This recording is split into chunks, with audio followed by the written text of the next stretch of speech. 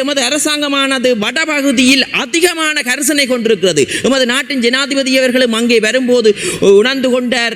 அங்கே பலரும் கூறியிருக்கிறார், அங்கே பல தொழிற்சாலைகள் உருவாக்க வேண்டும் என்று. ஏனென்றால் முன்னே அரசாங்கம் ஒரு கண்ணோட்டத்தில் தான் பார்த்தது. இப்போது எமது அரசாங்கம் எல்லா மக்களையும் ஒரே கண்ணோட்டத்தில் பார்க்கின்றது. அதனால் தான் வடமாகாணத்தில் அதிகளவான செல்வாக்கு இந்த ஜனாதிபதிக்கு கிடைத்திருந்தது. ஜனாதிபதியை கூட மக்கள் தான் பாதுகாக்கிறார்கள். மக்கள் உணர்ந்து அதன் ஊடாக என்று மக்கள் அனைத்து மக்களும் உணர்கிறார்கள்.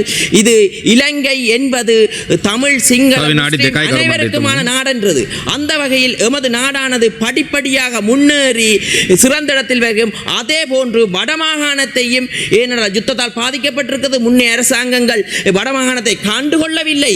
ஆனால் எமது அரசாங்கம் வடமாகாணத்துக்கு கூடுதலான நிதியை ஒதுக்கி அதிகளவான தொழிற்சாலை உருவாக்கி அங்க பகுதி மக்களையும் ஏனைய பிரதேச மக்கள் போல் கண்காணித்து சிறந்த முறையில் பொருளாதார அபிவிருத்திக்கு மேற்கொள்கிறது. இவ்வாறான தொழிற்சாலை ஏற்படும் போது அங்கே இருக்கும் வறுமைகள் குறையும் போது அரசாங்கத்துக்கான சுமைகளும் குறையும் எதிர்காலத்தில். ஏனென்றால் எவரும் தன் கையால் குத்துக்கரணம் அடிக்கத்தான் யோசிப்பார்கள், யாரிடம் கையேந்த.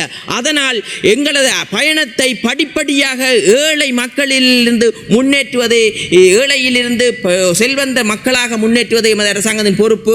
அந்த வகையில் இப்போது வறிய மக்களை உருவாக்கியவர்களுக்காக நாங்கள் அஸ்வச கொடுப்பனங்களை நீடித்திருக்கோம், காலத்தை நீடித்திருக்கோம். எதிர்வரும் காலத்தில் எமது பிரதேசமானது வறுமையிலிருந்து நீங்கும் என்று கூறிக்கொண்டு விடைபெறுகிறேன். நன்றி, வணக்கம்.